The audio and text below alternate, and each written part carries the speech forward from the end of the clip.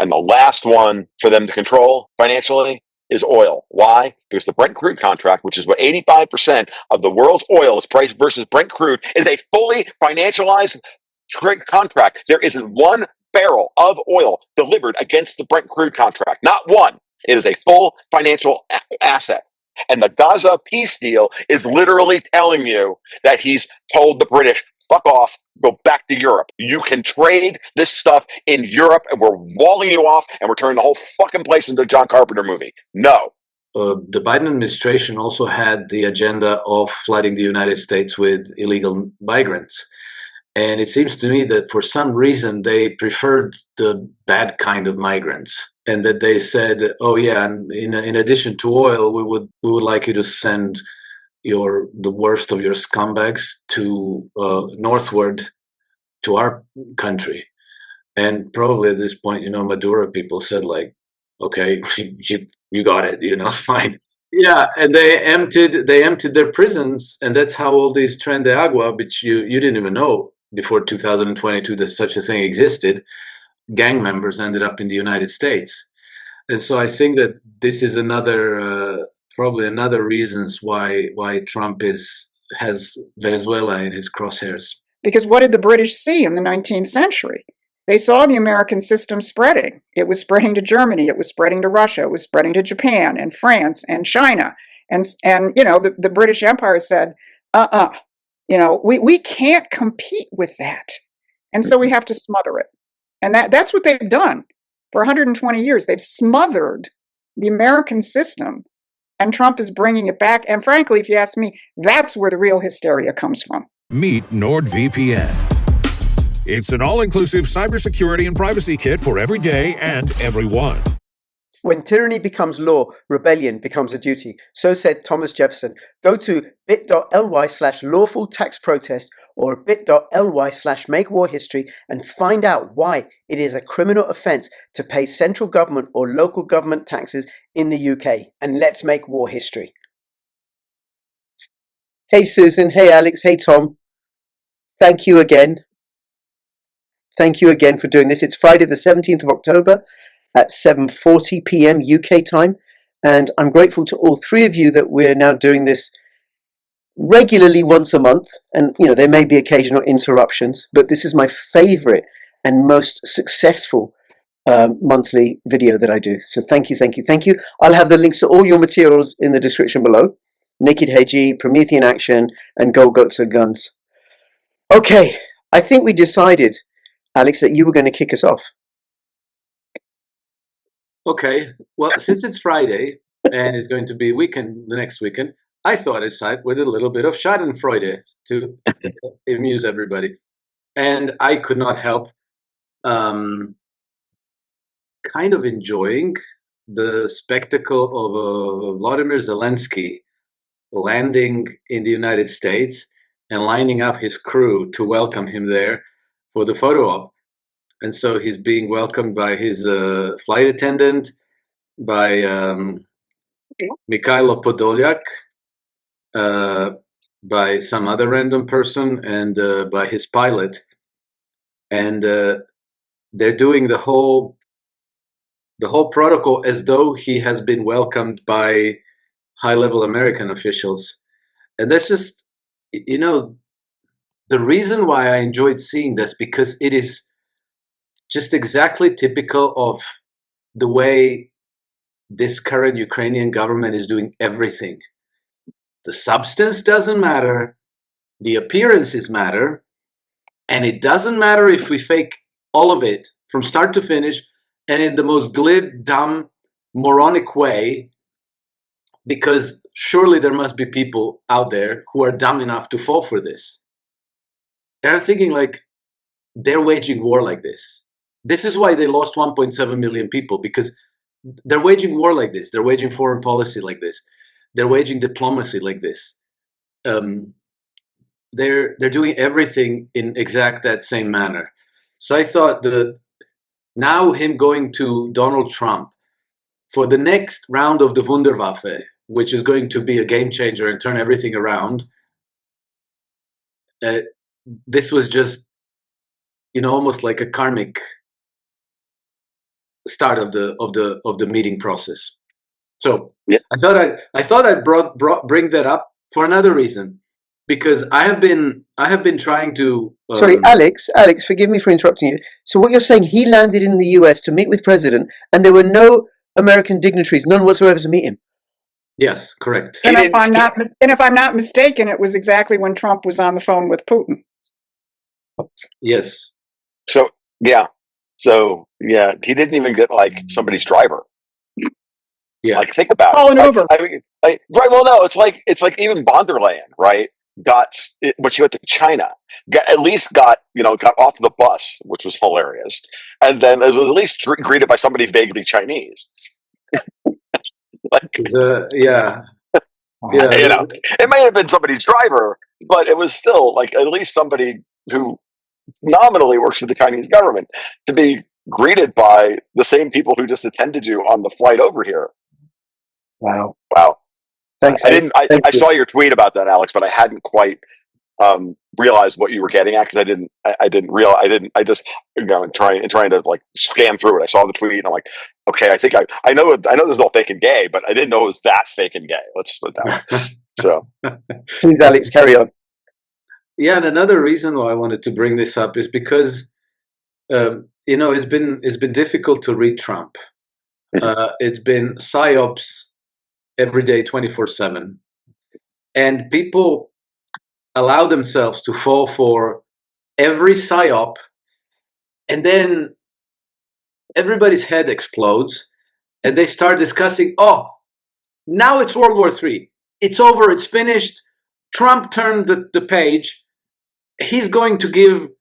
He's sharing intelligence. He's providing Ukraine with weapon. Now he's going to give them Tomahawk. It's all over. We're going to World War III.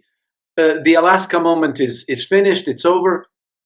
And I'm thinking, people, have you not noticed that for the last 10 months, this has been happening almost on a weekly basis, and you're still falling for it? And I'm saying, please pay no attention for to what Trump says at all, to anybody. Trump has a habit of giving performances targeted at particular audiences. When he's done with that audience, he moves on, he addresses the next audience, and says exactly the opposite. And then people say, like, well, he just said this, now he's saying this. What is going on? This is chaos. He's crazy. I mean, there's a method to his madness. I think people might disagree. I'm not sure that I agree, because your number one most important asset in all this is your credibility. But it's quite possible that he's having entirely serious discussions with people like Vladimir Putin and Xi Jinping and Modi and Viktor Orban, evidently, and that everything that is served for public consumption is all over the place, and it doesn't matter. Anyway, go, Tom. No. I'm just going to add to your point, Alex, and I'm going to remind you that remember when Bill Maher went to Mar-a-Lago about 2 months ago? Bill Maher, the guy who does the show on ABC. I know. I wasn't aware. So Bill Maher goes to Mar-a-Lago 2 months ago or so. He's invited over there, and he's been one of Trump's, of course, sharpest critics. And he goes in and he has dinner over at Mar-a-Lago, and he's like, "I met with this man," and I'm like, "Who is that guy? I want to see that guy on TV every night. The guy I see on TV drives me crazy. This guy was gracious and thoughtful and even tempered and blah, blah, and all of these things." I'm like, "Right, Bill. You play a character on TV, but you want your president not to play a character on TV." When the reality is that all of our presidents have played characters on TV. Most of them have played characters on TV that are against the interests of America. And that's been the thing that's fucking you up. So, yeah, like Maher told us what the script was. And that was that. And then all of his guests since then, I just can't wrap their heads around it because they don't want to. They're all in a kind of willful obtuseness about all of this. They know what's happening. They know what's going on, but they have wrapped themselves up in this narrative that Donald Trump is an idiot, and worse, that he's a king and a tyrant and all of this other rotten nonsense, which we'll get into later. None of that, of course, is true. he's having obviously very serious discussions with Netanyahu and the leaders in Doha and Georgia Maloney and this one and that one and everybody else. And as Susan and Barbara pointed out in their updates this week, which were phenomenal, by the way, I watched them. Very few things I watch on a regular basis. I watch you guys on a pretty regular basis. Now has time to watch all this stuff anymore. And I'm like, and from my perspective, just to get some confirmation from what I think I'm seeing, I watch Susan, I listen to Alex and others. I'm like, it all tracks with what I see, which is that Trump is freaking going from win to win to win to win. And, you know, you have to remember what the through line in all of his actions are, which is he's going after what I now like to call the high table or Davos. And that starts with, Europe, isolating Europe and isolating City of London's furious attempts to relocate themselves somewhere else. The stuff that I talked with like Ian Burlingame about and others, so that clearly what Trump is trying to do is he's trying to shut off all of their boat holes. So they try to move to Dubai? No. You're trying to move to Doha? No. Trying to move to India? No. Trying to move to Caracas? No. Over and over and over again. Trying to move back into Israel and Tel Aviv and Gaza? No. Sit down, shut up, take your medicine, and collapse. That's what you deserve. So, Susan, what do you? I mean, what I think is people just have to sort of recalibrate how they look at the world, because if you start from the standpoint of Donald Trump's intentions, which he has carried through consistently since he came down the escalator, which is he wants peace and he wants to break apart the globalist system and create a world of sovereign nations which can all prosper with each other. There is nothing that he has done in the last 10 years that I have seen which indicates to me that he has abandoned those intentions in any way. So that's where you start. I mean, if you want to start from a philosophical standpoint, you start with what's your underlying hypothesis, not all the stuff that's flying around and the external effects and so on. What's your underlying hypothesis? His intention has never changed. He hasn't done anything to say to me that intention has changed. Now, what you get is the blogosphere and the social media and all the rest of it interpreting his actions, not from the standpoint of his intention, but from the standpoint of whatever narrative or matrix in the world they're in. So, he says something about tomahawks. Well, that means we're going to World War III. He doesn't denounce Bibi Netanyahu as a war criminal. Well, therefore, that means he's controlled by the Zionists and so on. I'm reminded way back in the 1980s when my mentor, Lyndon LaRouche, did a national television campaign broadcast. He talked about foreign policy. He said, the way most people conduct foreign policy is like little girls playing with dolls. And that just keeps coming back to me over and over again, because people are just taking their little dolls and they're rearranging them. And this person said this and that person said that. Now I'm going to have them fight each other. And it has nothing to do with what Donald Trump says he is, says he's going to do, and has done for the past 10 years. Yeah, no, I agree. Another way of looking at it is, as you were going through all that, is the classic "if not A, then B" fallacy, right? If he's not this, then he must be that. If you're not a Democrat, then you must be a Republican. And this is very, very much the framework of classic British tabloid media. All British tabloid media style. It's a style, and it's infected all Western media. And to use that as a framework to break people into warring groups and have them like screaming at each other and not actually communicating with each other. Because if not A, then B equals no nuance, a hyperbolic discourse, which then leads people to echo chambers. And then if you really start to take that entire framework and then apply it to social media algorithms and build an entire fucking industry around it, it breaks people off into their echo chambers so that we literally have two sets of realities, if not, well, really three. There's really the people in this call who are mostly like seeing through all of it. And then you have the classic Republicans on one side, you have the classic conservatives on one side, the classic Democrats or liberals on the other side. And really what you're doing is you're watching all of these groups split apart and become even more and more isolated. And the algorithms are actually driving that. And it's a multi-level attack on our reason and our ability to actually have halfway reasonable conversations. And the only way we break through that, of course, is to sit down and have long-form conversations with people who don't necessarily agree with you on possibly anything. and but are willing to have the conversations. well, And they're willing to have the conversation. willing to experiment and consider. Oh, but they killed that guy. Oh yeah. Okay, well, the four of us are still alive. Thank goodness, still alive and talking. Okay, and then Alex, I think this leads on to the meeting in Hungary, where Trump is going to meet with Putin. So not necessarily you, Alex. I was going to come to you because I like to rotate, but it could be. I thought I'll come to you, Susan, while Alex gathers his thoughts. By the way, I just got to say, I recorded a video with Ian and Alex the other day. It's on my channel, and it's about the. I've titled it "The Sport of Kings versus the Great Game." And in the first 20 minutes or so, Alex does this brilliant exposition of how the global banking cartel works as a form of imperial extraction. It's so simple, and it was just pure genius. Alex, thank you so much for that. Yeah, EM tweeted it out as a bullet point of the list earlier today. I saw it, retweeted it, pushed it out there. I'm like, yep, of course, as always. So excellent job, guys. He took my. No, I think there's. I mean, I think that if you look at, it's obvious. You know, Zelensky's on his way here, and Donald Trump says, "Oh, by the way, I'm going to call Vladimir Putin and spend 2.5 hours with him," right? And not just talk about the crisis in Ukraine and how do you resolve the strategic. They had a intensive discussion on economic policy.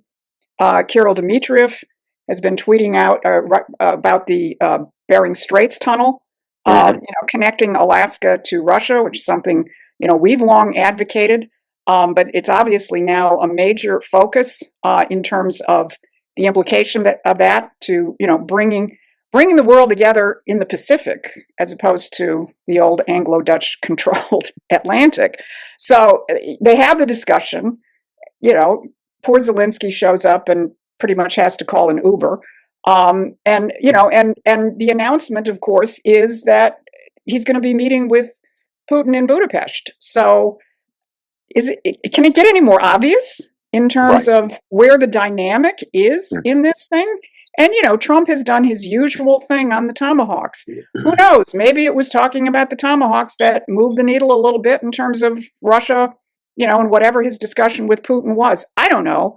But, that's it. What Tom said is absolute. Both Tom and Alex has said is absolutely right. Anybody who gets their panties in a bunch over a Donald Trump truth, just isn't in the real world. Let it play out, see where it goes. And that's how you get out of this kind of echo chamber that Tom was talking about. Why don't you try, holding your opinions up to what's actually going on in the real world, as opposed to holding your opinions up to whatever the latest social media frenzy was. Or your own bias, which is even worse. Go ahead, Alex. Well, yeah, I just wanted to mention that because it seems to me that since the Epstein files problem came out, there has been, it's almost become trendy to pile on to Donald Trump. And, I've devoted like the last 30 years of my life to research on trends, because they are the, manifestation of collective human psychology. And trends happen in every sphere of social life, and you can tell. And all of a sudden, it started gathering pace, and now Donald Trump cannot even bring Hamas and Israel to a peace deal, force Benjamin Netanyahu to call up Emir of Qatar and apologize in front of him. Do all this that nobody has been able or willing to do, and when people talk about it, they still pile on Donald Trump. Oh, he did it because he's so obsessed with getting a Nobel Peace Prize. He wants to develop Gaza Riviera. So even when he's done something evidently good and positive, they have to interpret it from the point of view of like some kind of a base motivation that drove Trump. It can't possibly be that he negotiated peace between these two parties because he wanted to bring them to to a peaceful solution. Hmm. It's not even mentioned. And it seems to me that it's become like such a pervasive trend that almost it's become like, I've noticed this with Vladimir Putin about 20 years ago. And I used to work in hedge funds. And usually when you sit around with hedge fund guys, these guys read 4, 5, 6, 8 hours a day. They read a lot, everything, books, history, news, in-depth analysis, research reports. So they have a much, much better opinion, much better quality mental map of the world than the average person. And I've noticed that at a certain moment in time, they would look at Russia, they would look at the conduct of Vladimir Putin's government, their policies and so on, and so they would recognize, well, these guys are the adults and their policies are actually very constructive and reasonable. And if you understand where they're coming from, you can't say that they're bad guys, that they're dangerous, that they're aggressive. There's no evidence that they're trying to build a new empire or recreate Soviet Union.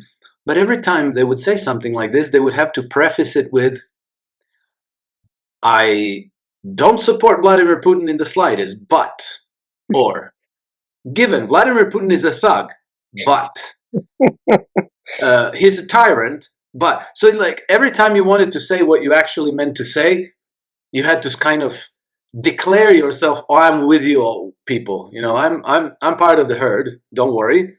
I just have something slightly different. And now I'm noticing the same thing with Trump. Only, it's a bit different in the sense that they don't say like Trump is a thug or Trump is a tyrant. They just say like, they just interpret everything as whatever Trump is doing, even if it happens to be good, he's doing it for some really, really bad reason. Yeah. Yeah, it's a very good point, Alex, actually. And the first rule, of course, in anything is that everything before the but doesn't matter, right? I'm really sorry about that I did this terrible thing to you, but blah, blah, blah, right? Oh, by the way, everything before the but doesn't matter. You're not actually apologizing. If I was in error, then I would apologize. There's a certain arrogance in that. It's like it's an old joke, but so yes, you're absolutely right. So in order to be able to state something rational about Vladimir Putin, you had to first declare yourself to be within the orthodoxy. But Yes. and I mean, and we all do it. I mean, we all do it. I do it every once in a while whenever I'm trying to bring some nuance or rationality to the conversation about any contentious thing that we've dealt with, because you have to kind of allay people like, I'm not trying to be a shill here at all, right? But here's what I see. Guess what? Everything before the but doesn't fucking matter. This is what I really think, right? So that's the thing. We're not going to get through that process psychologically. This is just people, going through the 5 stages, the Kubler-Ross 5 stages of grief over their Trump derangement syndrome, right? And they're just having to work through it. They're still in denial or anger or whatever it is, and it doesn't really matter. I just laugh at them. So again, yeah. I don't, and here's the other thing. This is really the other thing to think about, and this is what needs to be added to the discourse. I don't give a shit why Donald Trump is doing this. Yeah. At a certain level, all that matters is the action. It's like, I don't care if he's, like Vince Lanci said it the other day. He and I were chatting about this. He's like, I don't give a damn if Trump's going to make $1 billion being president. If he creates world peace, he deserves it. You know what I mean? Like, who cares? Like, if we stop World War III, he kind of he can make some money or set up a legacy for his family. Better than the shitbags we have now, who just steal all the money and then lie about it and then make everything worse, because they're not building anything; they're just grifting. And even if that is the case, which I don't think is what motivates him, I think what motivates him is the genuine desire to fix the world, and because he wants to fix the United States, and to fix the United States means he has to fix all these other problems that the United States is involved in. The big one, guys, that we should talk about. I mean, the thing with Hamas and Israel is nothing but an unqualified good. So no but there. That's just a period. What's interesting is this whole global shipping carbon tax thing that they tried desperately to push through. And I noted that. Tom, Tom, sorry, Yeah. just before you go on to that, I just want to say Yeah. something. What you've both of you, you and Alex have spoken about how, and you earlier, Susan, about people's reactions to Trump. They cannot even acknowledge when he does something that's actually good. So, you know, my family are Muslim. Most of them suffer, I think, from TDS. That we're all involved to some degree in the struggle to stop the slaughter of the Palestinians, to bring about peace. By the way, there's also Jews in my family and Christians in my family. We don't want people killing each other. And then Trump brings about this peace. And my cousins are just quiet. They're just quiet. Even though they promised me that when Trump becomes president, war's going to break out everywhere.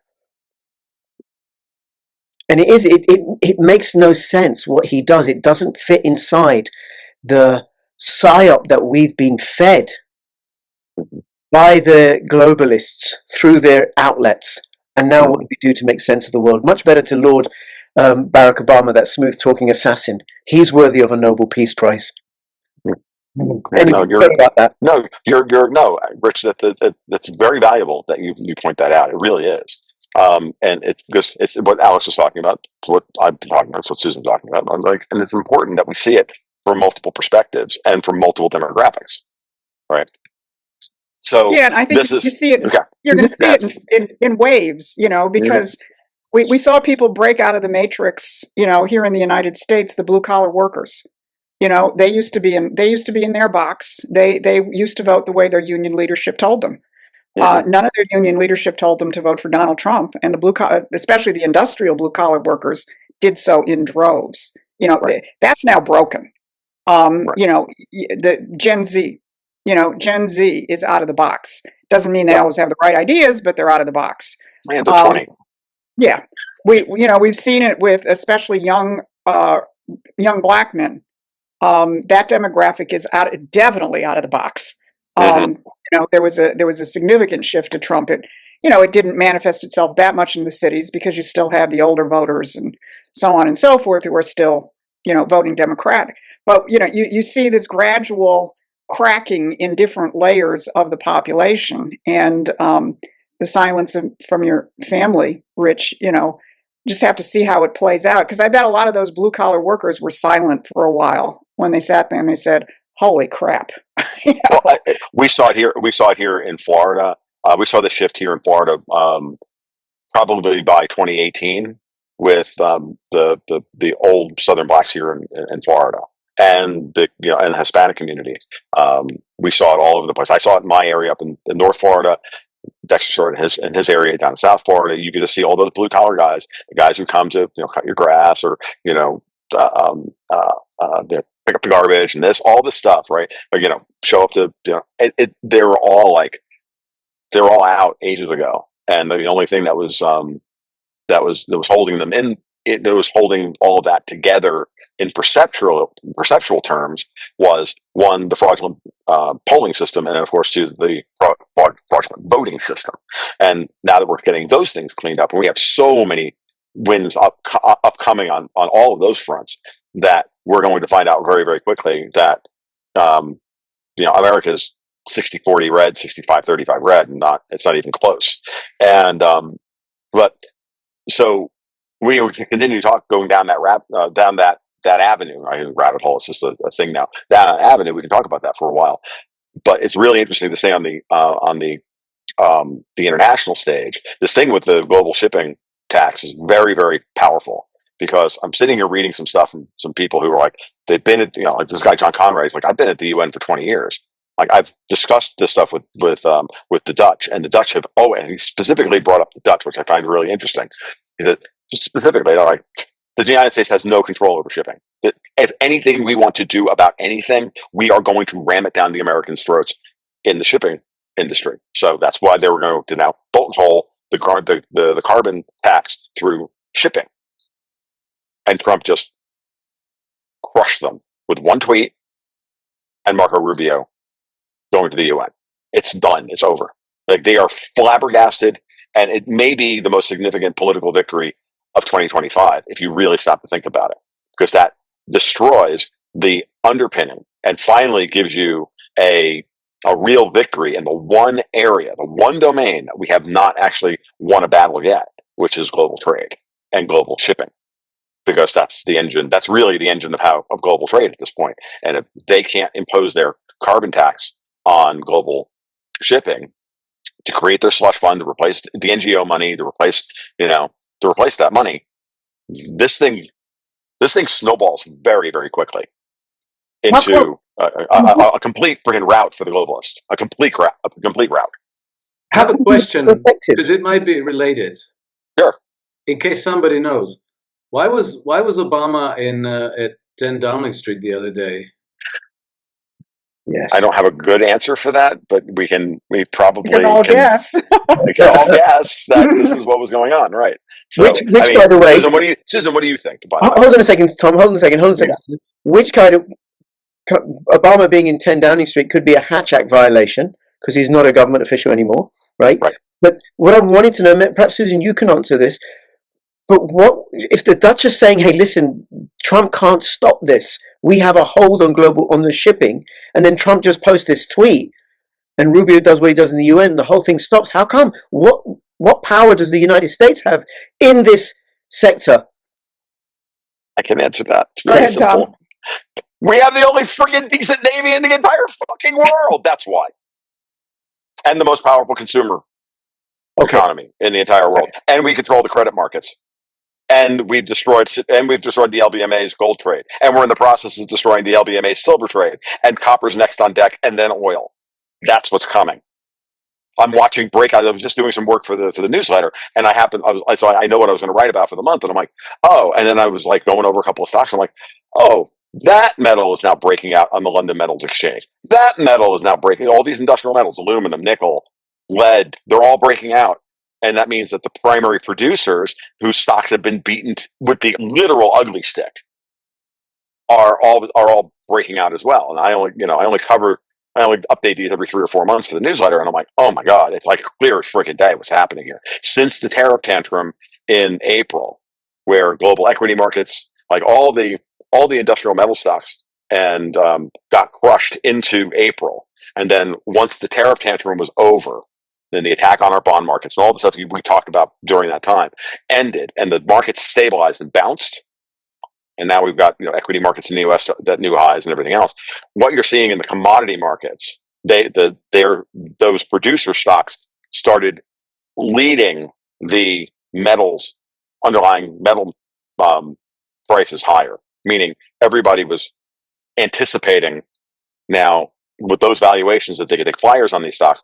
Then Trump literally enforces the tariffs and start changing the fiscal position of the United States, and now the stocks and now the metals themselves are starting to break out technically, which tells you that the London Metals Exchange and the LBMA, that whole complex in London, is not long for this life.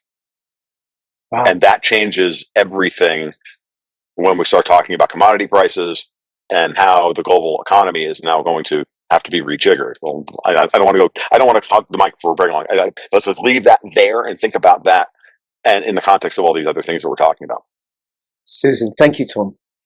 Yeah, well, I would just say, I mean, aside from the rejiggering of these kinds of things on the financial side and so on, I mean, Trump and his administration are totally focused on spinning up production in the United States. I mean, one of the big deals is the Korean deal in terms of shipbuilding in the United States, so that we're no longer, we don't have, much of a commercial shipbuilding capability under our own flag.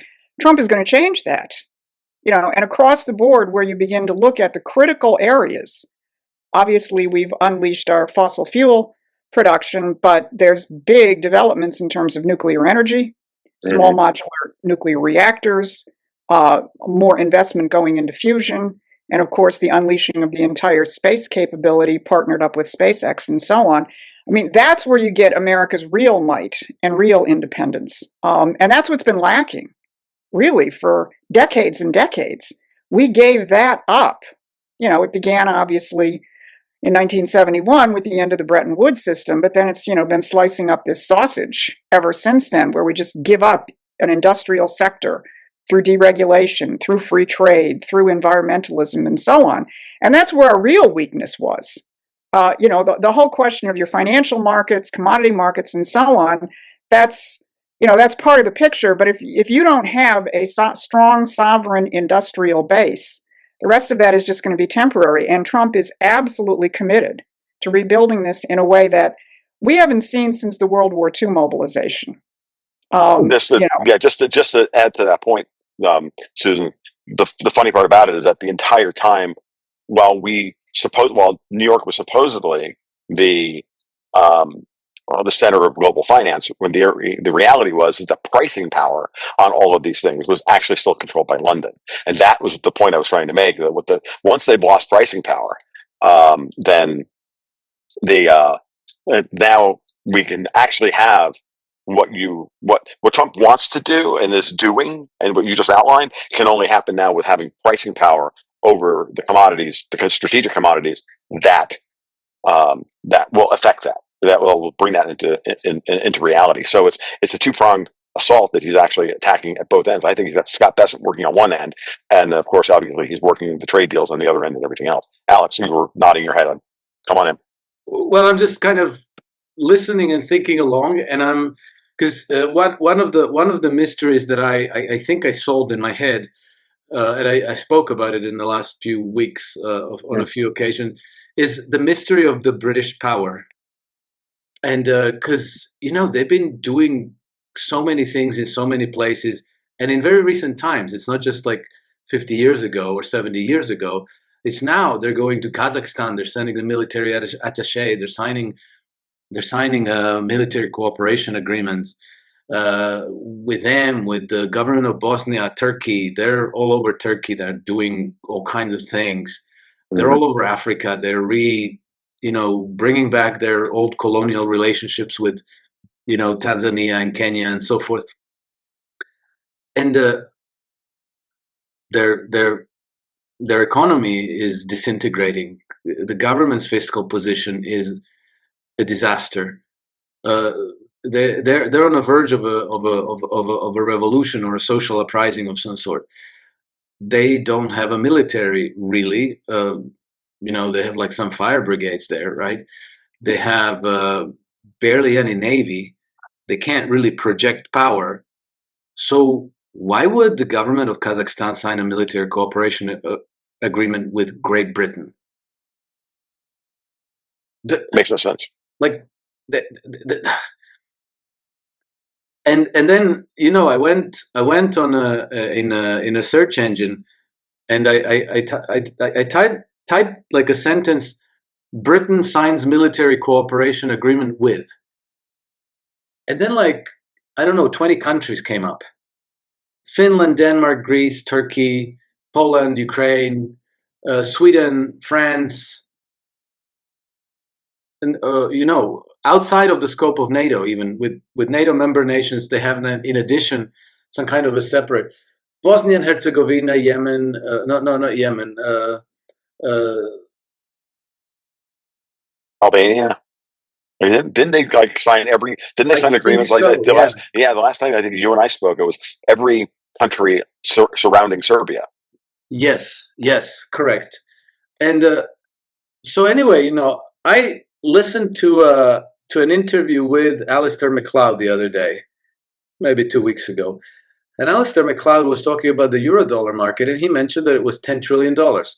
I don't know what size it is, but I reckon Alistair MacLeod, of all people, is going to know. So let's say, ballpark, that's got to be about $10 trillion. What's U.S. monetary base? It's about $6 trillion, isn't it, Tom? Yeah, I think, M2. Yeah, it's in that range, yeah. So that means that, and the what's it called? The Eurodollar market is controlled by the City of London, and it's in all these offshore centers. Mm-hmm. And so that means that the City of London actually controls bigger flows of US dollars than the government of the United States does. And, well, I don't know, they had this really, really tight relationship with Qatar, which I think is interesting because Qatar has been mixed up in all kinds of everything, with Hamas, with Israel, with Syria, funding HTS, al-Nusra, al-Qaeda, all of these people. And then, a very close military cooperation and intelligence cooperation with Great Britain, to the point where Qatar has 2 military bases in the UK where they train their pilots and so on. And I thought, like, UK, we're not talking about the United States of America, we're talking about the UK. And I realized that probably, when Qatar does their exports, they're selling their gas all over the world, massive amounts of cash. This is not US dollars in the United States. This is US dollars in British-controlled spider web between the City of London and all these offshore centers. So it's the British establishment which is actually controlling this trade. And then all of the probably the bulk of US dollar denominated trade around the world, especially the strategic parts, Kazakhstan and Azerbaijan and Turkey, and this is all non-US US dollars. This is all Eurodollar money, which they control. And then therefore they have the levers to control all these governments. This is where it's at. And I reckon there's got to be a way for Trump, Bessent, Jerome Powell, these people, to somehow just completely shut the gates on this. I don't know how you do it, but it's got to be relatively easy if you know where to tap, right? Mm-hmm. And so far, this British hegemony in capital markets and in commodities trade was always reliant on having people inside of the U.S. administration who were cooperative. Janet Yellen and probably all of them before, every Treasury Secretary before this one. Every Treasury Secretary, Geithner, all of them. Of course. People at the Federal Reserve, people in the government, the Department of Justice, NSA, all of these. Eric Holder was practically getting his to-do list coming from London, right? Right. And so there's got to be a possibility of bringing that to an end. I don't know how it would be done, but I'm quite convinced that Trump is serious about doing this. And if I'm right about this, and you can figure out where you tap, where you cut. Yeah. In addition to getting an even bigger shot of Schadenfreude, this could be a trade of the century. So, yeah, Alex, I think what the administration is trying to do, because what you're talking about is big, to pull the plug on this kind of stuff is no small thing. I think they're trying to set up I think they're trying to get in place some kind of alternate institutions that can actually become the channels for investment into the United States and internationally. Trump floated the idea in an executive order of a sovereign wealth fund. I read an article recently that it's not necessarily going to take that form. It's sort of an upgrading of what I think is called the International Development Bank here in the United States. And then there's another institution in the Commerce Department, which name I don't remember. It's either new or it's kind of refurbished. So as opposed to creating some new sovereign wealth fund like these other countries, start to set up parallel institutions. I mean, we get this all the time where people say, well, why doesn't Donald Trump just shut down the Federal Reserve? We have to say, yeah, and replace it with what? You don't just burn it down. And obviously, they want to part of their operation, and I know Thomas talked about this too, is to shift the mission, cut back and shift the mission of the Fed and so on. But, you need alternate institutions like during the Depression, you had the Reconstruction Finance Corporation, which played an absolutely critical role in getting credit. Because the real question is, how do you get the credit into the productive sector? I mean, it's one thing to play with currencies, to play with financial flows and so on. And that's how the world has been run for the past 40 years. It's all been the casino. Yes. But, how do you start to actually get the financial flows into the productive sector. So, what Trump has done with the trade deals, I don't know, what's the last number he threw out? $17 trillion, coming into the United States, Right. beginning to set up these kind of alternate institutions that can begin to, again, channel this stuff. Because the bottom line always is, where are the credit flows going to go? The only place they've gone for the past 30 to 40 years is in this giant, gambling casino in the sky. And none of it has gone into productive investment here in the United States. So that's the challenge I see. Okay, so you both have outlined the problem, and I'm starting to see the solutions already. So, and it's funny, and I'm going to credit my good friend Vince Lanci on this because we did a podcast the other day, last week, about silver, about what was going on in the silver short squeeze. Great podcast, Okay. by the way. I just want to say that. Right. I mean, and Vince is the house on fire, and he's brilliant. So let's start. I'm going to get a little geeky to explain, but earlier in the year, why was gold doing? Everybody was screaming that gold was, that all of a sudden gold was a very tight market, and all this gold was being stood for delivery in London to be brought over to the United States. Now, let's start. Let's two things we have to do here. The first thing we have to do is we got to get control of the commodities futures markets so that we actually have commodity futures markets that are designed to deliver commodities to consumers from producers. That's what a futures market is supposed to do. It's supposed to coordinate production and supply, production and consumption through time, and create a pricing curve through time. Now, what we have with the LBMA, the classic LBMA, COMEX, SLB, GLD, circle jerk, for lack of a better term, that's how they suppress the price of the metals for years in creating infinite amounts of paper versions of gold and silver, creating artificial supply of both to allow people to do. There's two things that are happening especially in the gold market. I'll start with the gold market, and then you can apply it to all these other markets.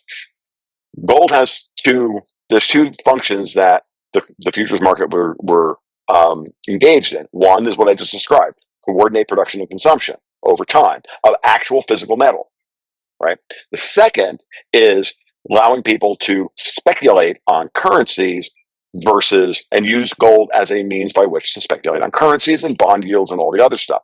Now, what we've seen through that whole LBMA, COMEX, SLB, GLD circle jerk is that market effectively virtualized, that system virtualized gold and silver trading, divorcing the primary function of the futures market from the actual trading of the futures market, so that we had paper gold was setting the price at the margin as opposed to physical gold. Now, so in order to get pricing leverage back in the hands of the physical markets and to disaggregate those two functions, what Vince and I talked about over 2 years ago was that we saw the beginnings of this, and China plays a very important role in this, the Shanghai Gold and Silver Exchange, because that's a physically settled market only. And it's a big roach motel. Gold and silver go in to China, and it doesn't come out. Right? Very important to understand that. So now, you have to disaggregate these two things. And what Vince and I thought about when we were starting to watch these weird arbitrages between Shanghai and London and Shanghai and New York refused to close, we said, oh, we have a market that refuses to clear. That means the physical gold's all traveling east because gold is mispriced in the West. Then the United States, under Trump and Besant, started draining London into the COMEX. Everybody on the COMEX was standing for delivery. But what we said was that arbitrage was setting up, and then there were some changes to the custodian rules on GLD and SLB. Like there's all this stuff that's starting to happen.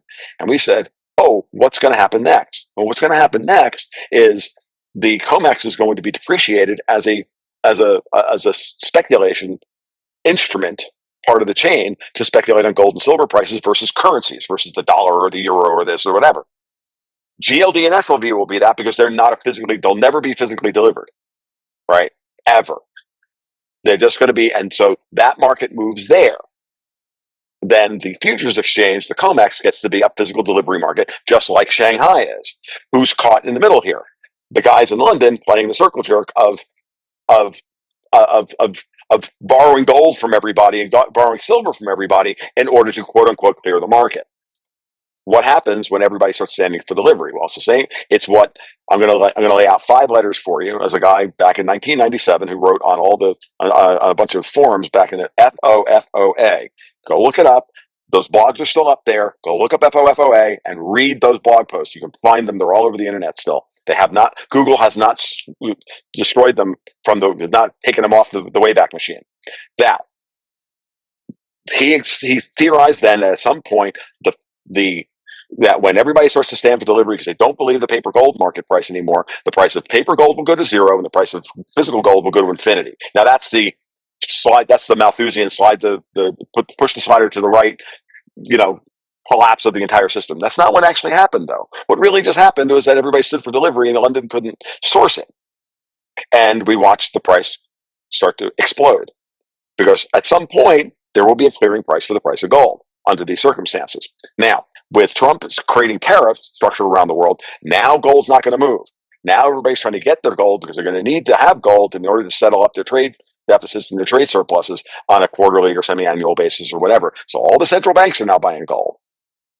And so it was the perfect moment for Trump and Besant to run the operation to drain the LBMA, which is what they did in the first half of the year. Now, let's talk silver. As Vince and I were literally recording that podcast last week, silver went into what's known as backwardation, which is a bastardization of the English language, that freaking word. And backwardation means that the spot price of silver is trading higher than the front month contract, which is not the way it's supposed to be. Why? Because silver in the future should cost more than silver today because there's a cost to carry to hold silver. So once it goes into backwardation, that's telling you that the market, everybody's demanding their silver now, and there ain't no silver to be had. While we were doing the podcast, I noted that, like, Vince, it's 40 cents. And then they're like, explain that. And he did. And by Friday of that week, and by the time I got that podcast out the door, the backwardation was $2.50. Now in silver, that's generally about, for every month, you're talking about 20 cents. So silver was in backwardation out to December 2026, by the end of 2027, by the end of the week. It's currently about $1.50, still in backwardation over a year. Now, this is what I'm talking about. We're watching the disaggregation of the currency speculation part of the process. For gold is a very important part of its market. Silver, not so much. It's mostly an industrial metal at this point. So now he's starting to go after the most vulnerable industrial metal, which is silver. I think copper's next. That's what I was talking about earlier with the London market control of aluminum, lead, zinc, nickel, cobalt. These are all trade on the London Metals Exchange. The way you beat these, the way you break what Alex was asking was like, I don't know how to break these things. Well, how do you push on it? You push on it by destroying the validity of the exchange. That they've always you destroy the reputations of the men who've been running the system the entire time. That's how, and that's exactly what's going on right fucking now, and it's beautiful. And I've been waiting most of my life for it. I've been waiting 20 years for this moment. And I don't know where these prices are going to go, but I can tell you that it's not even a matter of where the prices go. What matters is that the fundamental pricing mechanism for strategic assets is changing right in front of our eyes. And it means that we are starting to move into exactly what I've always said is coming, which is a depredation of the financialization of the global monetary system and the reinflation of the commodity portion of the global economy. That is, by the way, my personal definition of stagflation, not high inflation and full employment and high unemployment. No, that's a bullshit filter curve argument created by a bunch of Keynesians in the 70s. It's a stupid freaking argument. It's simply deflation of credit-based assets and inflation of commodity assets in terms of price, in terms of clearing price.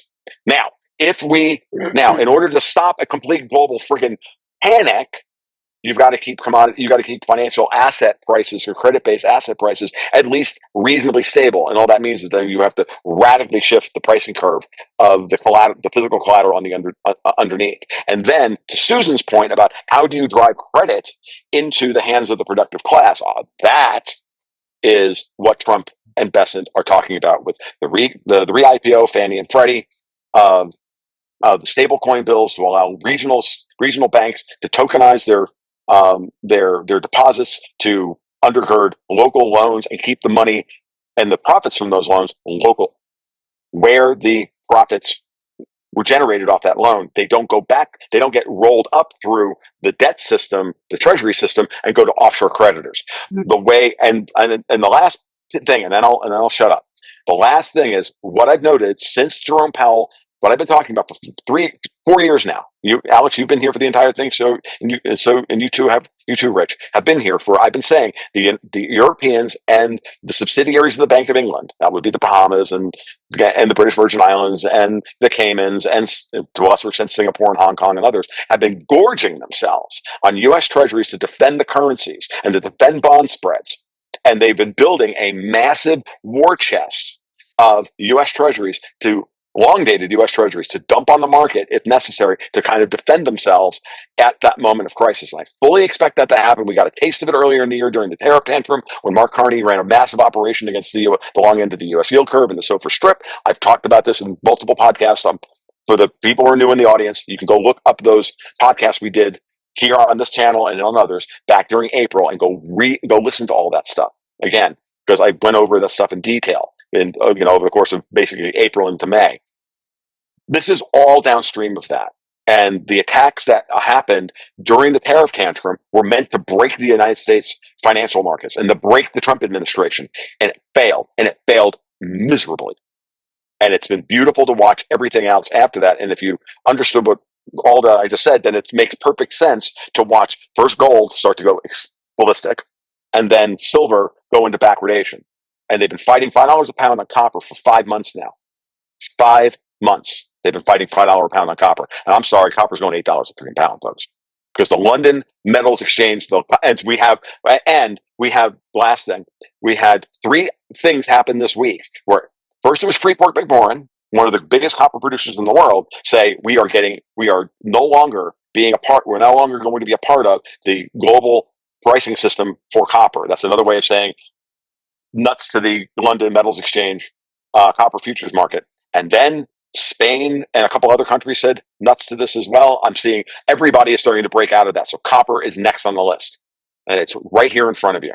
And the last one for them to control financially is oil. Why? Because the Brent crude contract, which is what 85% of the world's oil is priced versus Brent crude, is a fully financialized contract. There isn't one barrel of oil delivered against the Brent crude contract. Not one. It is a full financial asset. It's nothing but a currency. It's nothing but an oil speculation platform, as opposed to Shanghai, as opposed to WTI on the COMEX, as opposed to all these other ones. So now, one more thing. The last one is this. I know, one more thing. And just one more thing. Oh, I'm like fucking Columbo here, right? One last thing is that what is London trying to do? They're trying to find a new place to set up this old shop in a new place with. And that's why they're actually liquidating City of London physically, and they're moving it to Dubai. Well, no, Trump just said no. And what I mean when I said no, I mean, and the Gaza peace deal is literally telling you that he's told the British, fuck off, go back to Europe. You can trade this stuff in Europe, and we're walling you off, and we're turning the whole fucking place into a John Carpenter movie. No. That's what's happening. Very good. Thank you, Tom. Sorry, I hated that. I want to go back. That was a standing ovation worthy. Thank you. Awesome. Give Tom a bar of gold. Everybody, please review and send Tom a bar of gold or a gold sovereign. A real one, not a paper contract. No, and by the way, I love gold sovereigns. I love taking gold from the British. It makes me happy every day. Twice on Sundays. Yes, Tom. I want to go back to Alex's point, and then your response. Just so I've understood this as a layperson, and I've learned a hell of a lot about markets through being a subscriber to your Slack and everything, and through listening to you for many, many years. And I do recommend it, and the same for Alex and Susan. But I've just been with you for much, much longer. Yeah. So by draining so you're saying draining the LBMA, which makes complete sense to me. How you explained it, there isn't the physical that people are demanding. I want physical, I want physical, I want physical, and they can't go and get it because the price is going up because there's actual real price discovery going on for physical, was paper contracts. How does that connect with draining the control of the euro dollar? Now, is it because it's showing up the city of London to be a bunch of feckless bastard gangster crooks that can't be relied upon? That's one way of putting it, Rick. So one of the things I need to remind everybody, and one of the things I kind of left out in the whole thing, trying to get the whole mechanism in place, is that we're not short silver, folks. We're short 400-ounce LBMA good for delivery bars. They aren't out there. Remember, those contracts are very specific. You can only build. You can't show up with a monster box of Silver Eagles, or Britannias, or Republic of Chad Tech coins, or whatever you want. You can't show up with those to deliver against that contract. You got to melt that stuff down at a Swiss refinery, or whatever, in a London refinery or Frankfurt refinery, and turn them into a stamped 400-ounce bar LBMA good for delivery bar. That's what the contract's written against. And there's no, and that's what we're short. And everybody is basically calling the LBMA's bluff. This was fine. This system, everybody was making money, making mad bank on this system. Our banksters in New York, like JP Morgan and HSBC, and everybody was making money on this, and they were good. But then the word went out, this system is over. And it comes back to what I said originally when I started thinking about the whole Jerome Powell self-tightening 5 basis points that broke the world, and all of that stuff, that Powell's not able to do that and break with the orthodoxy if he doesn't have the backing of certain large players on Wall Street. What did we get from Jamie Dimon this week? I think gold can go to $5,000 or $10,000 an ounce. And I hate gold. I got to pay 4% just to buy this shit. He didn't say shit, but this is Jamie Dimon. You can't say that. Then he turns around and says JP Morgan is going to invest. JP Morgan, the bank that made more money financializing the world than anybody else, said, we're going to invest $1.5 trillion in infrastructure projects in the United States. And yeah, said that earlier in the week. It's on my Twitter feed, Alex. Yeah. And it was funny that tweet came out about 4 hours after I had a conversation with Dexter White. We were worried about this exact thing, and he's like, "This all sounds great, but I know our banks well enough to know that they never invest in anything. They just play the casino and then screw us." And then Guyman comes out literally later that afternoon. I'm like, "Oh, by the way, dude," texted it to him. FYI, just it was perfect. It was like right on cue, and I was like, I love this life. This timeline is phenomenal, by the way. Just want to say, this timeline is the best. I got to say, Tom and Susan, it's all right for you lot, for both of you in the United States, right? Poor Alex is in the European Union, and I'm dying here in the UK. Susan, anything you want to say to come in on this? Well, no, I mean, what Tom is outlining is fascinating. It's, new to me in the particulars. Right, but again, I keep coming back to the question of intention, because the point that we've always made is there's two systems before the world. There's the British system, which is based on money and war. But right now we're talking about money. And there's the American system, which is based on production. And, what is clear with Trump is he's a builder. He's a production guy. He likes to build stuff. I mean, the same thing is true of Elon Musk. I mean, I think Musk said, unless you build stuff, there is no stuff. I mean, there's no such thing. Ultimately, there's no such thing as a service economy or a financialized economy unless you're actually building something. So, what Trump, I mean, where I look at it is the physical side in terms of, all right, how is he beginning to actually get stuff going? Where are they getting the projects going? What are the sectors of the economy that they're actually, focused on, and so on? The other critical component of it is you got to raise the skill level of the American workforce. Okay. And this administration has got a huge program for apprenticeship training going on. Mm-hmm. They've already upskilled, huge numbers of people. They're setting up, new kinds of apprenticeship programs. But what you're actually seeing is a change in the culture. And what you said about JP Morgan Chase is very interesting, right? Mm-hmm. You're changing the culture away from one where everything is financialized. It's a dog-eat-dog world, and the only way I'm going to make money is if I screw you. And it leaves, there is, in their world, there is no middle class. There's only a lower class. It's what you're living in the United Kingdom right now. You have an upper class, and you have a increasingly impoverished lower class, and there's nothing in the middle. And what Trump is committed to doing is actually shifting that and bringing that back. And it is a cultural shift. I mean, I've been following the comments of the CEO of Ford, Jim Farley, and they've been fascinating.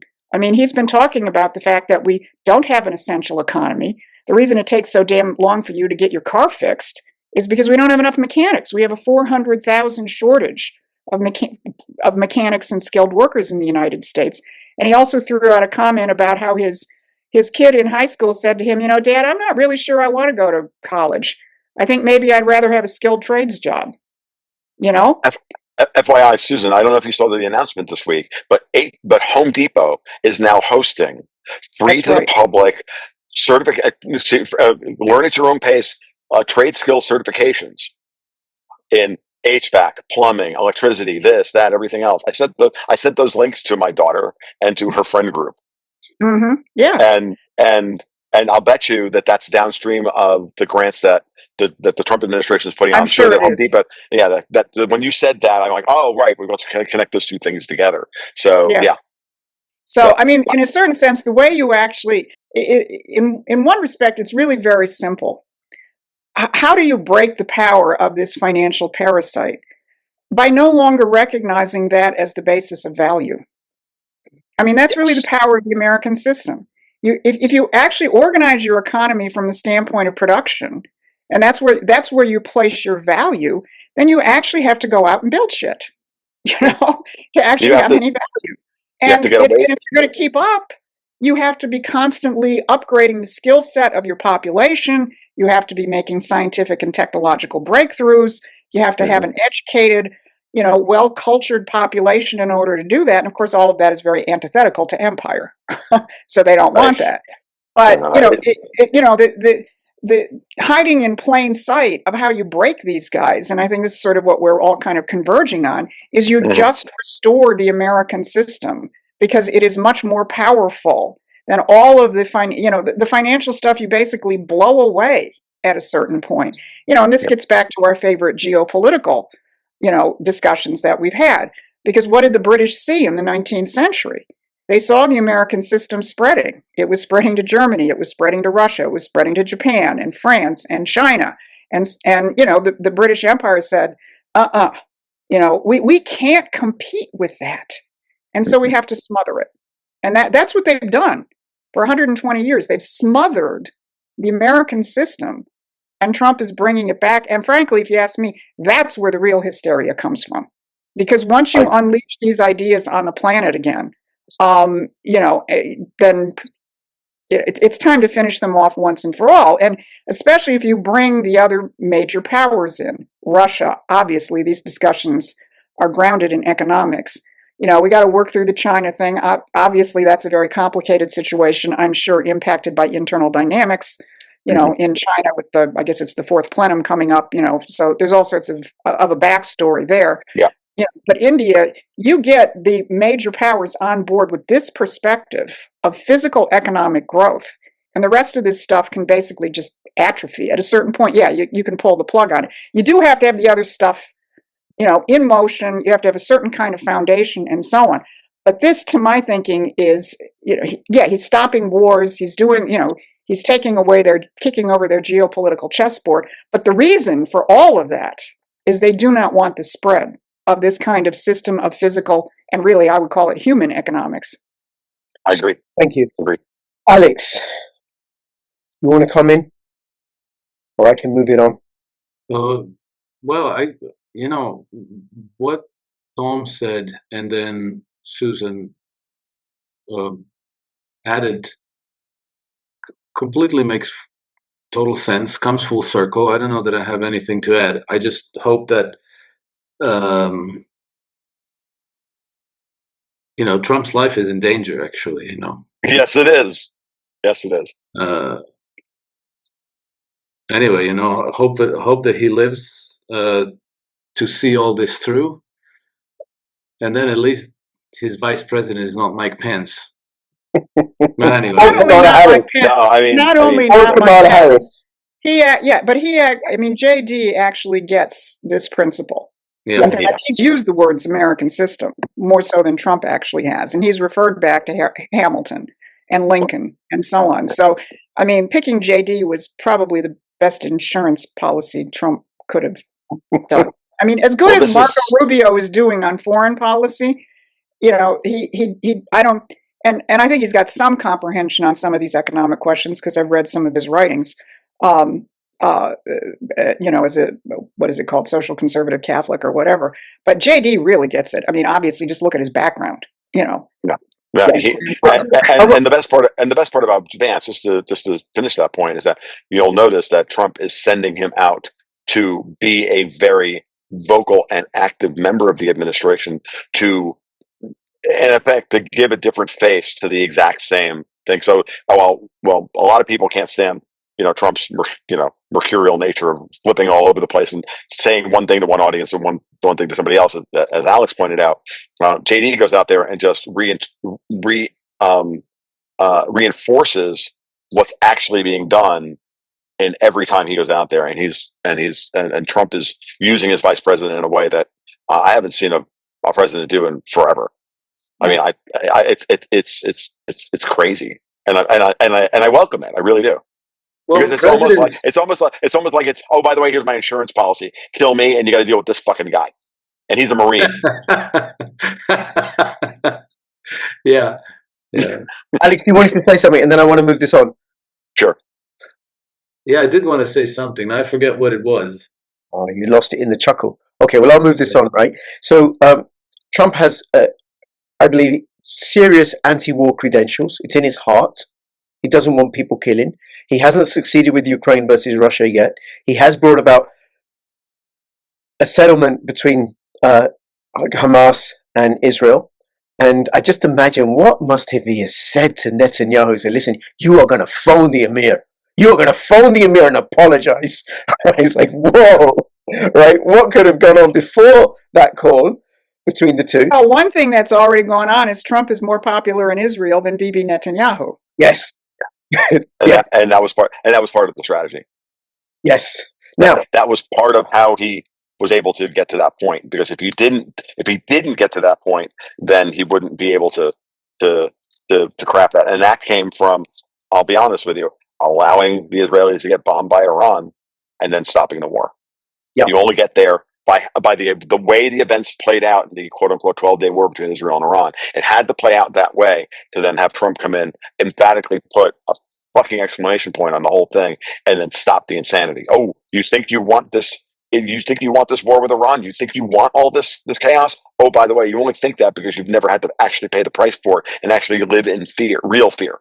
And now you're living in real fear. This is real. And I think in some ways you could use the Brené Girard term that there was a meta collapse of the worldview of the average Israeli to understand, oh, this is what the problem is. And I know and I talked to friends who were Israeli and they're very, very astute observers of Israeli politics, and they're like, yeah, no, I don't, this is what had to be done to get this done. Like, so Israel is not as invincible as it thought it was, right? Yeah, they discovered that they fucked around and found out. Now, so Trump has a track record of stopping conflicts. Yep. British have a track record of spinning them up. And now we have a border war between Afghanistan and Pakistan. And Alex and Ian and I, we talked about that. We talked about India, Pakistan, and Afghanistan in our conversation the other day. And it was after that I saw that Afghanistan had attacked several border outposts. And in the few days since, Pakistan has bombed Kabul. And now they've not sent in their army onto Pakistan hasn't sent its army into the borders. They're using the paramilitary rangers.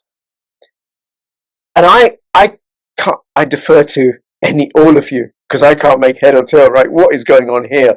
And I suspect the British are involved somewhere, right? Or somebody is actually trying to diffuse that situation. Remember the Ian Burlingame framework of, if you want to stop World War III, you got to blow up all the armies that were built to fight World War III.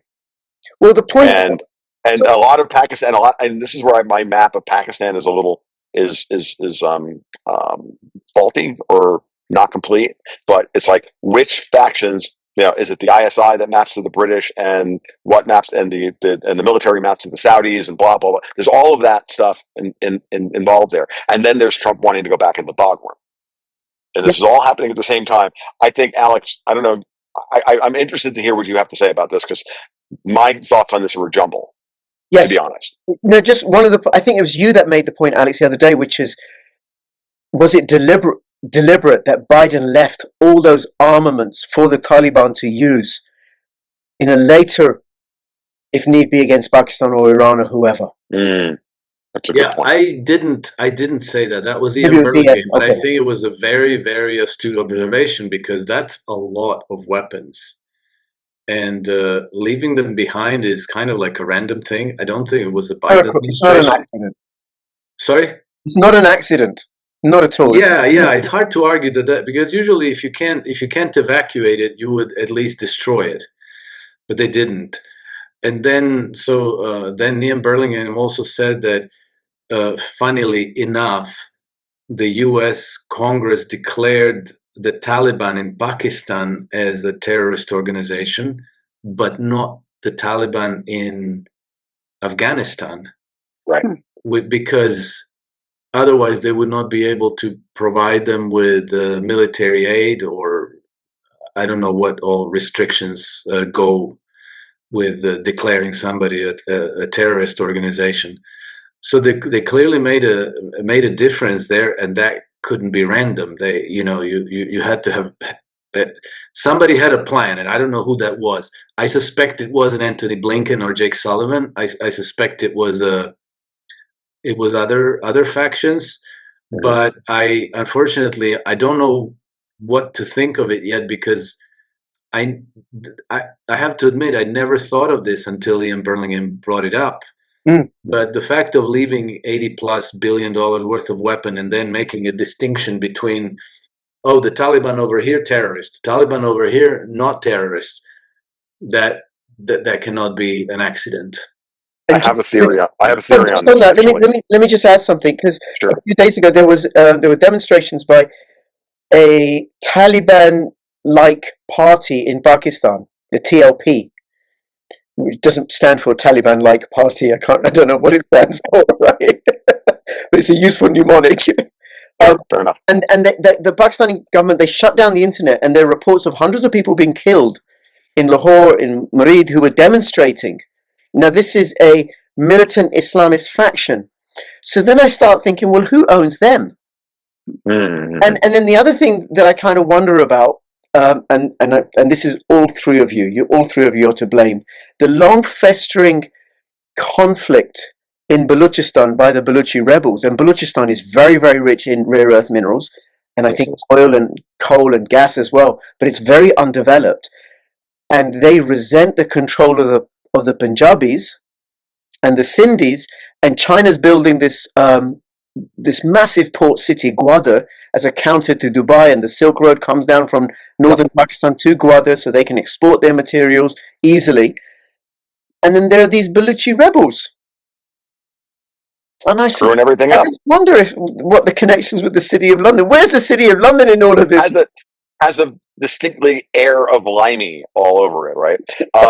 What I'll say is the following, and I think that we go back to the framework that I've been working on recently, which is that you have three strata of conflict. You've got middle management, which is what we mostly interact with on a day-to-day basis with all of our politicians. Then you have upper management. And upper management people like George Soros and I6 and all the organized crime cartels around the world, said to the Chinese triads and Trendiagua and all around the world. Then you have what you would call Davos or the high table or whatever you want to call it, right? What's the goal here? The goal is we've already shut off the money to middle management, right? USAID, all the NGOs, all the excess, all the public money, right? Now we have to go after the private money. And Trump is going after all the private money, all the organized crime money, the drug trade, the this, to that, all this stuff. So then you have to ask yourself, well, let's go back to the little talking point that we all know before the 20-year debacle of the Afghanistan war, which is that after the Taliban took over in Afghanistan, the opium trade in Afghanistan dwindled to almost nothing. So we went back into Afghanistan in order to reestablish the opium trade. CIA, MI6, blah, blah, blah, blah. Now we're pulling out. Or now we pulled out. And so when the Trump administration says, we're not designating the Afghanistan Taliban as a terrorist organization, it's because they are our partners in trying to destroy the opium trade, because that's part of the organized crime layer of this entire thing. Again, going back to a conversation that I had with Matt Ehret and Dexter White on the podcast, where Matt Ehret went through all of this vis-a-vis Canada and the Canadian layer of organized crime. Right? I know Alex, you've spoken to Matt about. I'm sure you and Matt have spoken about this together. So start to put all of those little bits and pieces together, and what's emerging in Afghanistan, between Afghanistan and Pakistan, may fit that framework very, very well. That this is another attack, simultaneous theater attack on the global drug and or human trafficking trade. Now you understand why Trump is so singularly focused on two places in the world. If that's your framework, and you accept that framework as even being remotely correct, or at least plausible enough to continue to follow, one is Ukraine, the fucking hub of all of this shit, and the second one is Venezuela. Okay. Venezuela is not, I don't think Trump is going after Venezuela for any other reason than to shore up the southern entrance to the Gulf of America and the Panama Canal, and to break apart the pipeline of drugs and or everything else coming from Venezuela through Maduro. That's why Maduro finally said, and then Trump just tweeted this out the other day, or it was this press conference earlier. Somebody, one of my regulars, literally Tom, I'm going to stop you while you find that. Tom, I'm going to stop you while you find that. We're going to go to Ukraine and Venezuela. Susan, I just wonder if there's anything you want to comment on the Afghanistan-Pakistan situation. No, I mean, I think that's really interesting. I wasn't even aware of some of those nuances, although, Right. I mean, it is obvious. You really just don't walk up and leave $40 billion worth Right. of military So I have it. So I mean, you can't. There's no degree of incompetence. That's what Trump calls it, incompetence. I mean, he's making political points. There's no degree of incompetence that could explain that. Yeah. So apparently, at a press conference recent to today, Trump was asked by a Latino reporter if Maduro had actually offered Trump everything, the natural resources, all of that stuff, which came out earlier. And Trump said, "Yeah." And Trump said, "Quote: Yes, he did. You're right. And you want to know why? Because he doesn't want to fuck around with the United States." Yes, thank you, Tom. And I saw another. And by the way, Trump said no. And then I also heard that Trindagua offered a peace deal between the United States, as long as they could fuck off to Colombia. Yeah. And guess what? We told them no. Guess what? That's another one of those. If Trindagua and those guys are all part of the British organized crime network, they're looking for a boat hole, and we're going, no boat hole. Fuck you, no. Go back to Venezuela so we can kill you all. And then he moved 10,000 troops off the coast of Venezuela. He's not screwing around. He doesn't want the oil. We don't even care about the Venezuelan oil anymore. Just to remind everybody, the reason why we used to care about the Venezuelan oil is because all of our Gulf refineries, Citgo refineries on the Gulf Coast, used to process all the Venezuelan sludge.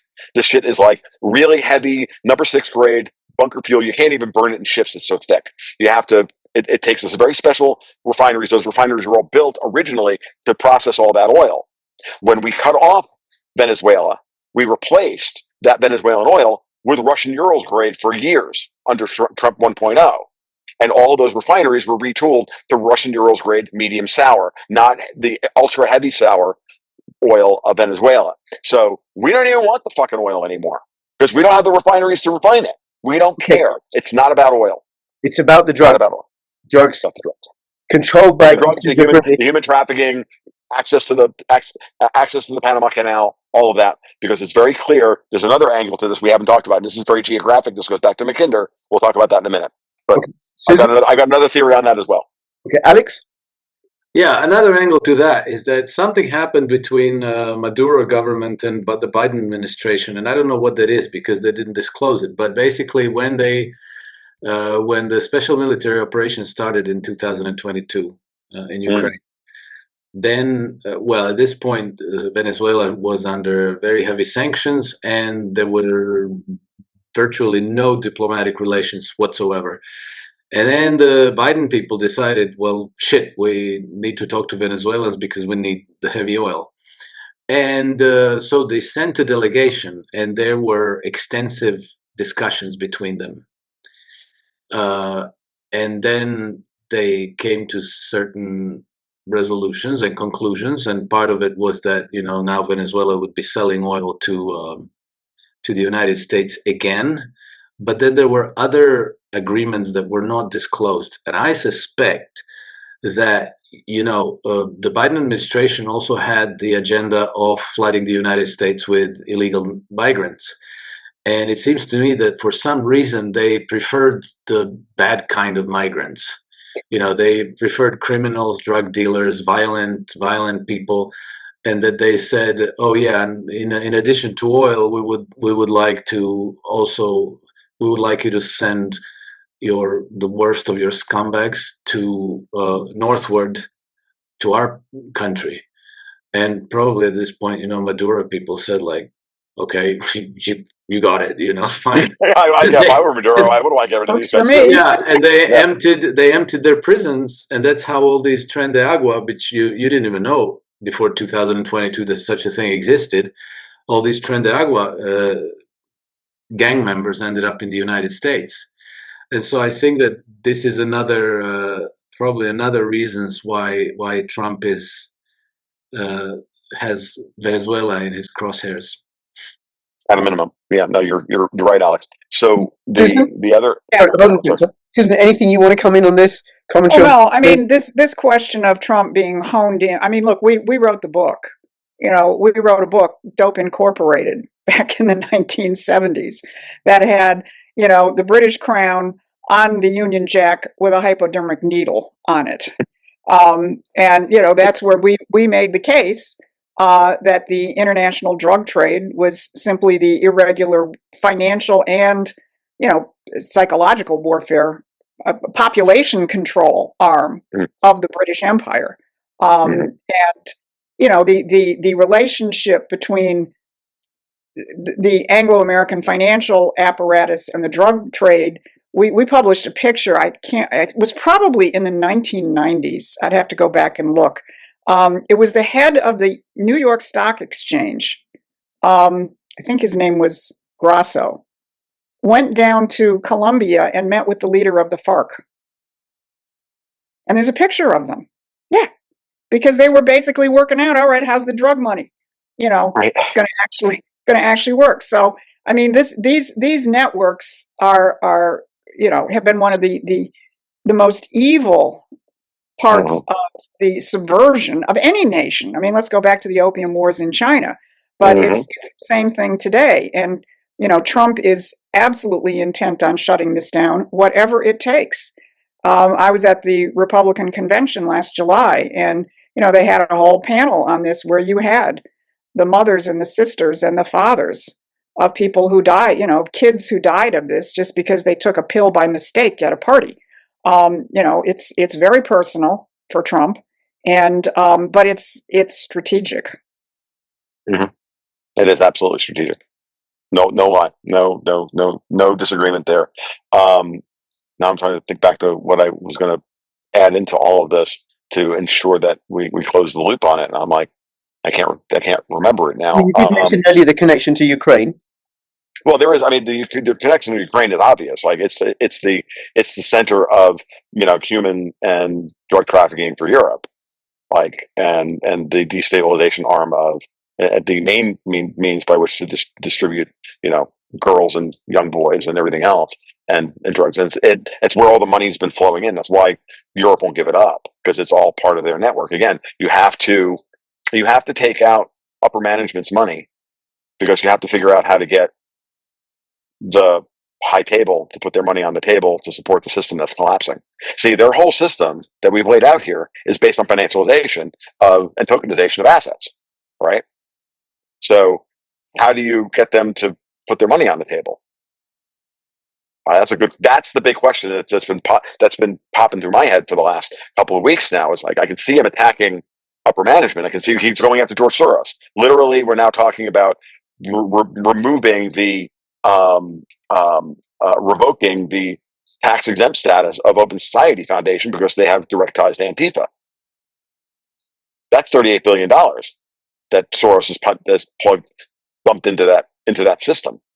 And if he's like, oh, by the way, like if he owes back taxes going back 20 years or so, all of a sudden he don't have no fucking money anymore. Alexander Soros is like, on the side of the road in Gainesville going, we'll work for food.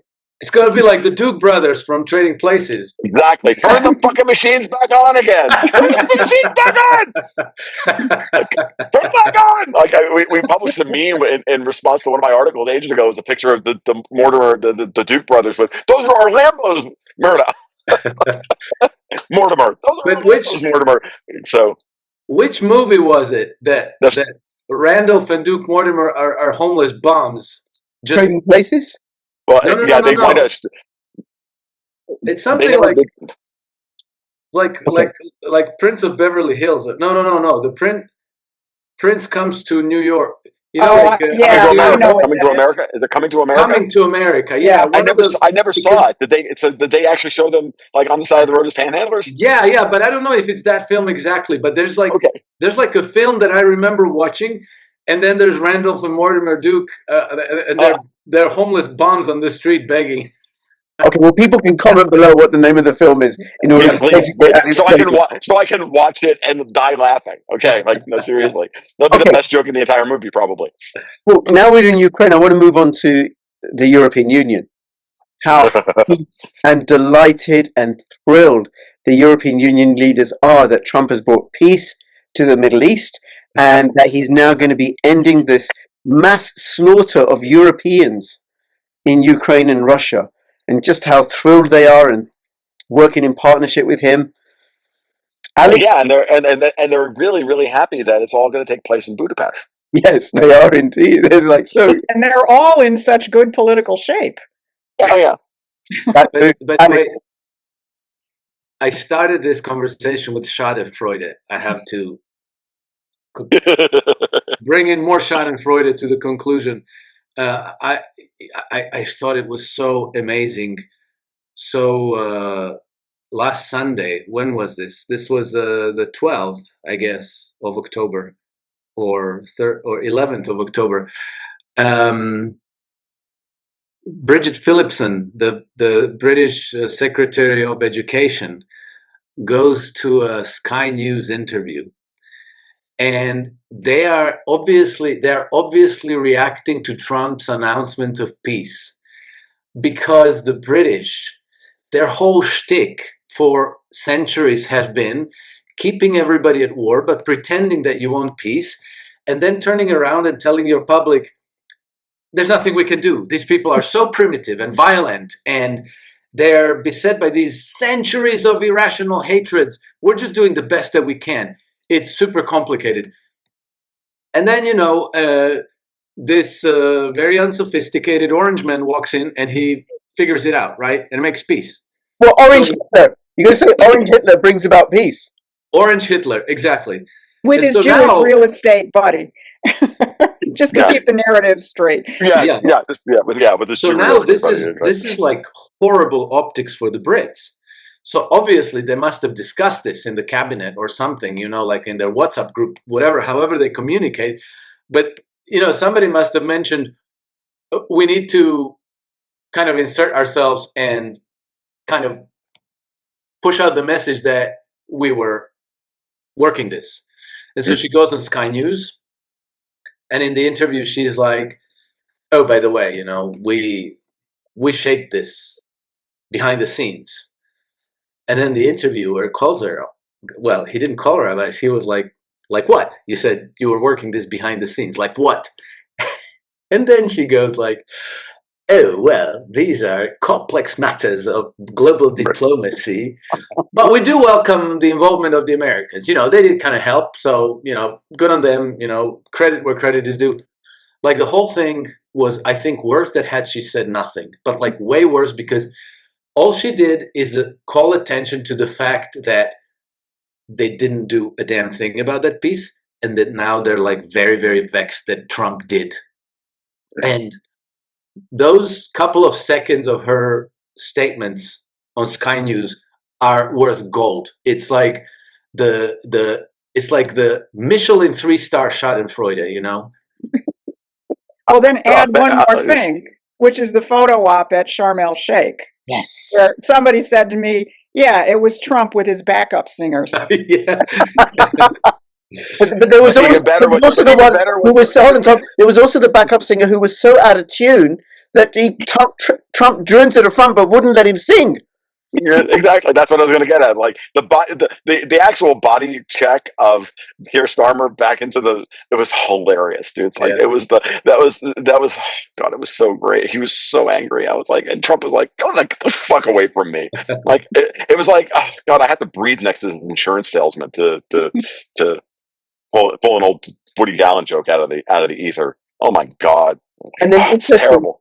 In contrast with how Trump spoke about Giorgia Meloni. Mm-hmm. And what you've been saying for a couple of years now, Tom, that Meloni is biding her time, and Italy are going to make deals with the US. Trump is going to draw Italy away from the European Union. Yeah, negotiate an individual trade deal. Yeah, which is hilarious. Another observation. The fact that Trump and Putin are going to be meeting in Budapest. I think that's also drawing Hungary out of the EC, because it's going to be a very challenging security thing, you know, because Putin's coming into NATO territory and Trump's coming in. So Trump's security people and Putin's security people are going to cooperate there with Orban's security people. And then under the cover of this great important event, I think that Orban is going to be able to purge Hungary of, let's say, subversive EU British elements that are probably in there. So it's going to be, I think it's going to be a purge operation that's going to then leave Hungary free to say, like, okay, sayonara, we're not doing this anymore, and bite us. There's nothing you can do. Well, I think you're right that that's being set up, Alex. Let's talk about how they do that. And because they've been landlocked, this is part of the reason why the British signed all those mutual defense agreements with all the former Yugoslavian countries surrounding Serbia. And that's, of course, I think how Trump is going to have to fly, or certainly how Putin's going to have to fly in to Budapest, right? He's not going to be able to fly over any other. He's not going to be able to fly over Ukraine. Oh, no. Sorry to interrupt you, Tom. Sure. No problem. Putin is going to fly where Trump says he can fly. Because if Trump tells Poland, Romania, Bulgaria, Hungary, Czech Republic, Austria, whatever, Putin's plane is flying through, make sure it's not interfered with in any way. They will not even say, they will not make a peep about it. Because you remember when Evo Morales' plane was flying across Europe, and the Obama people thought that Edward Snowden was on. Well, right. They made France, Spain, Italy. They made them close their airspace. Yeah. Illegally. They broke international law because Obama told them to. Yeah. So these people have no, if Trump tells them. It'll be interesting, Alex. I think what I was getting at was that you're right, that maybe what I was going to was I was shift to Poland, because in order for Hungary to be able to walk away from the EU, there has to be a path to Hungary having an ally on some form of coast, because they're a landlocked country. This is something that's been communicated to me many, many times by Hungarians and about what the problem is for them.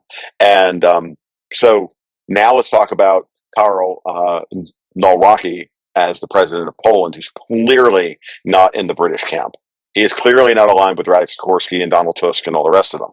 And so now you have Poland that is split at the top of its political power structure.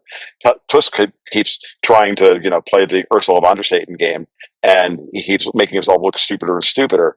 But this is going to be a very interesting moment in this, and this is that thing where I've been saying for years: if the Poles, as a political entity, had 3 working brain cells, they would have some third-class diplomat be talking to some third class Russian diplomat to figure out a way to get over themselves and start working out the details. Of course, the Germans have been saying, and the French and the rest of Brussels have been saying, you can't do that. They inserted Donald Tusk into Poland to ensure that Poland could not break out of this system. Now, we're in Poland is now unsettled. And I'm telling you, whatever peace deal can come out of Ukraine, Poland will have to get a give. And that give is going to be a lot, I think. I've always thought that. And from the beginning of the war, I'm like, in order to get Poland to sign on to anything, they're going to have to get something.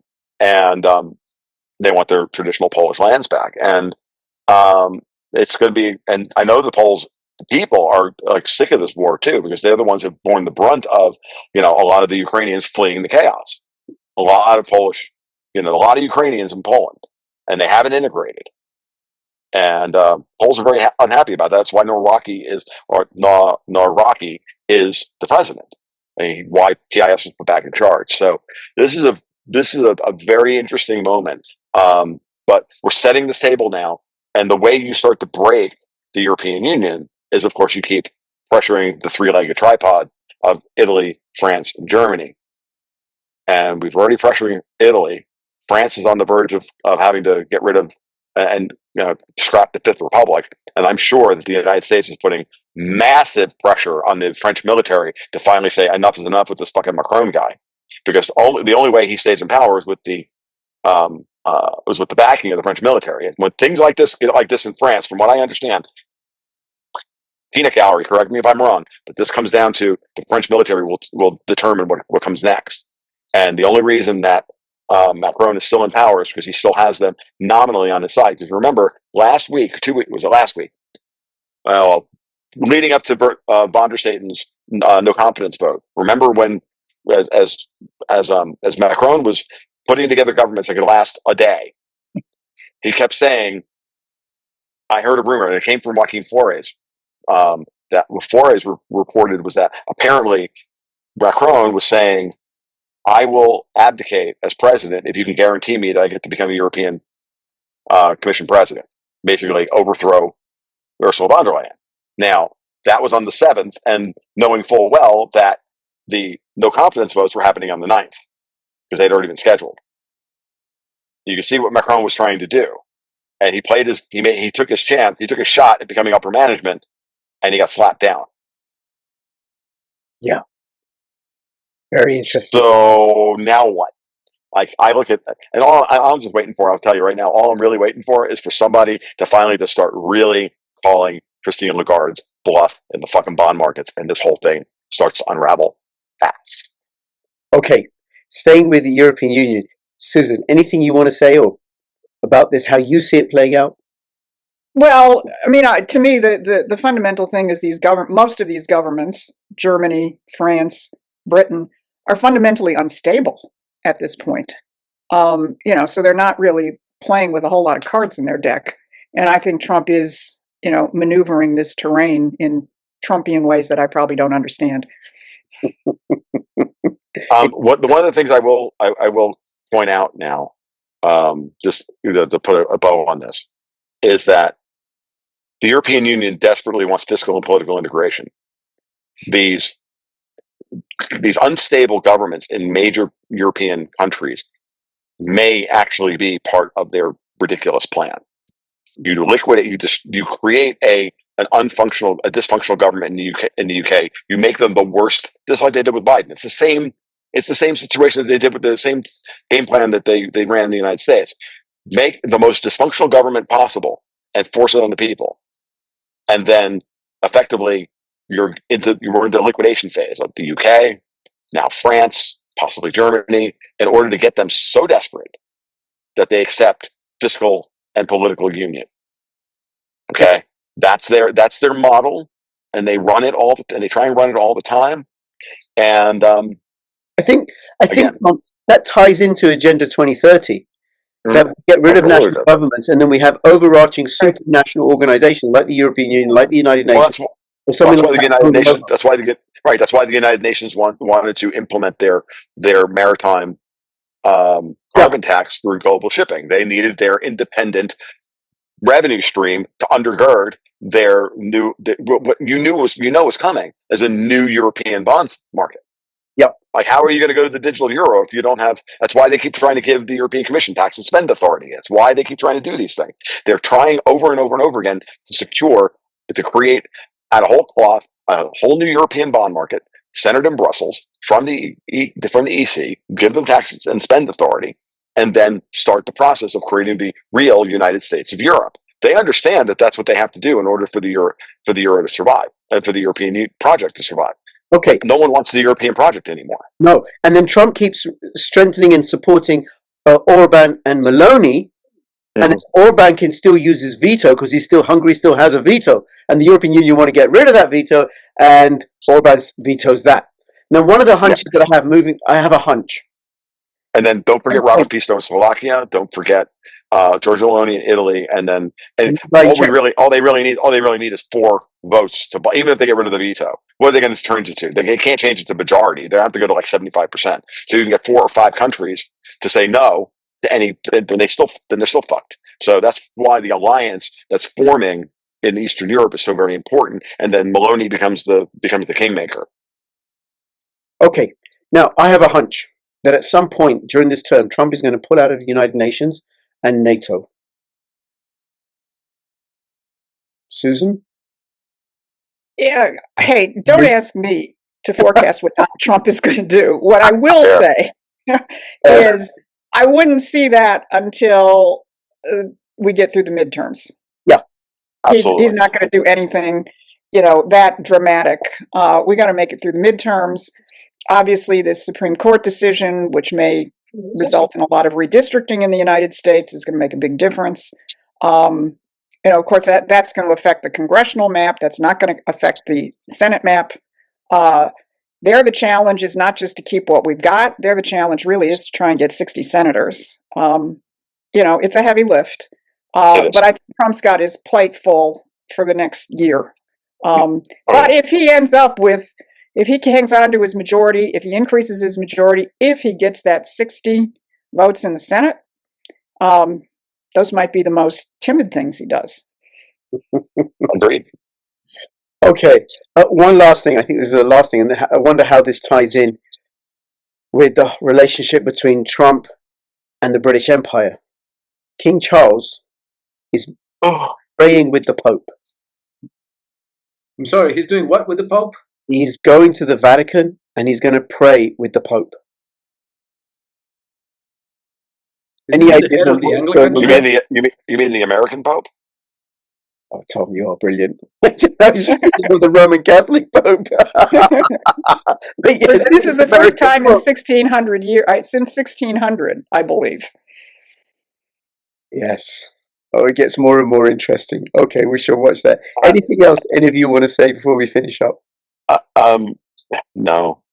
I think I've said enough today. Yes, I've said too much already. Yeah. Yes. Alex, you? I had a question, but I can't. It was like from maybe 20, 30 minutes ago. I had a question. Yeah.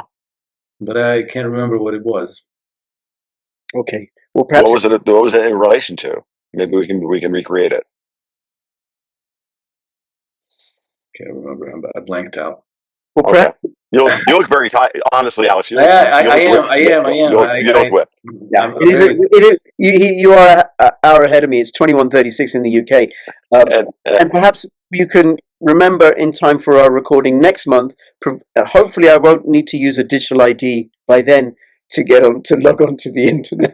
And when next we do this, folks, I will be doing this from a completely different environment. This was the last one that you're going to see on this porch anytime soon. So just on Tuesday, hopefully sometime next week, I make the trek up to Tennessee to spend the winter up there with my wife. So, yeah. Oh wow! And the next one is going to be on the 21st, right? Yes. Didn't you change? All right. I'll be in Arizona, so I'll be in a completely different environment. That'll be fun. Very good.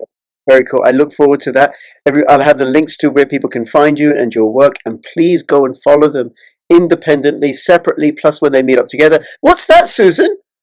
Well, that's a Promethean Action coffee mug.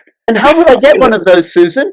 By going to Promethean action. Okay, and would that increase my political astuteness? Well, it would give you a very lovely way to drink your coffee or your tea, but yes, it would. It would. That's the answer. Political astuteness. And it's the coffee that is the secret sauce that makes the political astuteness. Yes, but you need a good mug to hold it in. Always. One with which is able to predict the future and empower mortal human beings. Okay, I'll have the links in the description below. Please share this far and wide. Thank you very much, everybody, and speak to you soon. All the best. Bye-bye. Thank you. My wife and I have been happily married for over 25 years. However, there's no stopping the march of time and the slow, steady decline in testosterone level. Luckily, I've discovered a natural, safe herbal formula that boosts testosterone levels. My wife and I are still happily married, but she now complains that I'm being a bit of a nuisance. You too can be a nuisance by boosting your testosterone levels naturally. Go to bit.ly/cryptorichboost and boost your testosterone levels today.